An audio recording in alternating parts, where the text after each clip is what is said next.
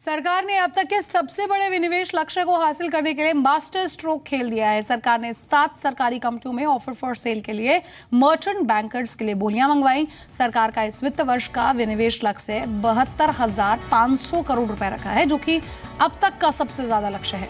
मौजूदा भाव पर 7 कंपनियों के विनिवेश के बाद सरकार को 34,200 करोड़ रुपए मिलेंगे।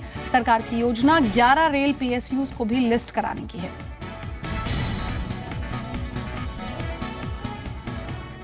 कैपेसिट्स इंफ्रा प्रोजेक्ट्स ने IPO के लिए सेबी को ड्राफ्ट रेड हेरिंग प्रोस्पेक्टस भेजा है। CIL का लक्ष्य इस IPO के जरिए 400 करोड़ रुपए जुटाने का है। इक्विटी शेयर की फेस वैल्यू 10 रुपए होगी और ये इशू बुक बिल्डिंग बेस पर रहेगा, जिसकी प्राइस बैंड बाद में तय की जाएगी। CIL का जोर रेजिडेंशियल, कमर्शियल, इंस्टीट्यूशनल बिल्डिंग्स पर है। IPO का इस्तेमाल वर्किंग कैपिटल की जरूरतों को पूरा करने, कैपिटल एसेट्स की खरीदारी और जनरल कॉर्पोरेट्स का मकसद पूरा करने के लिए किया जाएगा। कैपेसिट्स इंफ्रा प्रोजेक्ट्स 51 प्रोजेक्ट्स पर काम कर रही है। इन्फोसिस के पूर्व CEO और मणिपाल ग्लोबल एजुकेशन के चेयरमैन मोहनदास पै ने इन्फोसिस में गवर्नेंस के मुद्दे पर कंपनी के बोर्ड और CEO को आड़े हाथों लिया। जी बिजनेस से एक्सक्लूसिव बातचीत में उन्होंने कहा कि कंपनी को किसी भी सूरत में कॉर्पोरेट गवर्नेंस को लेकर समझौता नहीं करना चाहिए। CFO की सैलरी अगर बढ़ानी थी तो इसकी जवाबदेही भी कंपनी की है। उन्हें इसको सबके सामने रखना चाहिए था। जहां तक कंपनी की एग्जीक्यूशन समस्या का सवाल है तो ये CEO का काम है कि वो इसे ठीक करे। सिर्फ मजबूरी और जरूरत बताकर कोई भी कदम नहीं उठाया जा सकता। मुझे बहुत दुख है कि जो कुछ हुआ है, क्योंकि इन्फोसिस सबसे बढ़िया भारतीय कंपनी है जो दुनिया में सबसे आगे कॉर्पोरेट गवर्नेंस पर है, और ये चेयरमैन ने वो कॉर्पोरेट गवर्नेंस का नाम को बंद कर दिया है। और जो कुछ डिस्क्लोजर नहीं था वो CFO का सैलरी में, जो दूसरी बात और भी कुछ बात था, वो सभी नहीं करना था। ये बोर्ड को कहना था कि हाँ हमने तो गलती की है, अभी तो ठीक कर देंगे और आगे जाना था। ये तो जो कुछ ठीक नहीं है वो डिफेंड करने में कोई मतलब नहीं है।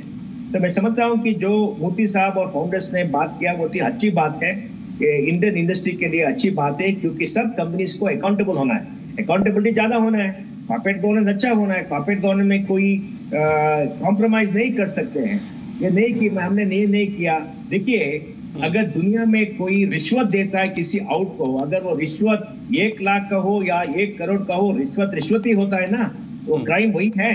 कॉर्पोरेट गवर्नेंस में अगर आप CFO का जो पैसा देता नहीं डिस्क्लोज करते हो, अगर 1 करोड़ हो या 10 करोड़ हो, गलती है, वो डिस्क्लोज करना था, लॉ के मुताबिक करना था। अगर नहीं करेंगे और बाद में वो ऐसा ही कर देंगे कि वो नहीं जरूरत था, वो ठीक नहीं है।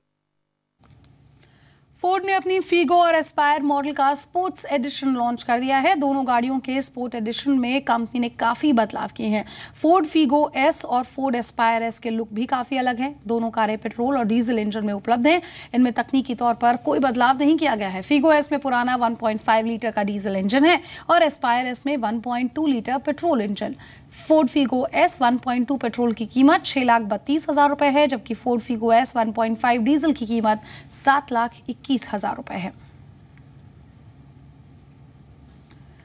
प्राइवेट स्कूलों की मनमानी के खिलाफ पूरे उत्तर प्रदेश में प्रदर्शन हो रहे हैं। फीस के नाम पर पेरेंट्स की जेब काटी जा रही है और अच्छी पढ़ाई के नाम पर पेरेंट्स से मनमानी फीस और चार्जेस वसूले जा रहे हैं।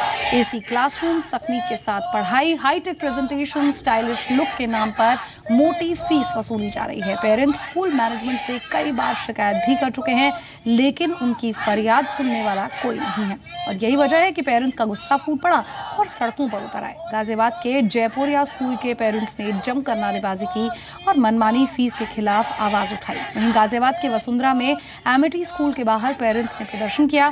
पेरेंट्स पर हर साल लगातार बढ़ती फीस से वो बेहद परेशान है, लेकिन स्कूल मैनेजमेंट फीस कम करने को तैयार नहीं है। क्या ऊंची आवाज में लाउडस्पीकर बजाने पर ही ऊपर वाला फरियाद सुनता है? ये सवाल इसलिए क्योंकि सिंगर सोनू निगम के ट्वीट के बाद से इस पर एक बार फिर से बहस छिड़ गई है। सोनू निगम ने अपने घर के पास की मस्जिद से होने वाली अजान को लेकर आज सुबह कई ट्वीट्स किए। उन्होंने लिखा कि वो मुसलमान नहीं है, लेकिन अजान की वजह से उन्हें परेशानी का सामना करना पड़ा। उनकी नींद भी में खलल पड़ा। इसके बाद सोनू ने यह भी कहा कि जब मोहम्मद साहब ने इस्लाम धर्म की स्थापना की थी उस वक्त लाउडस्पीकर नहीं थे, तो फिर अब ये शोर शराबा क्यों?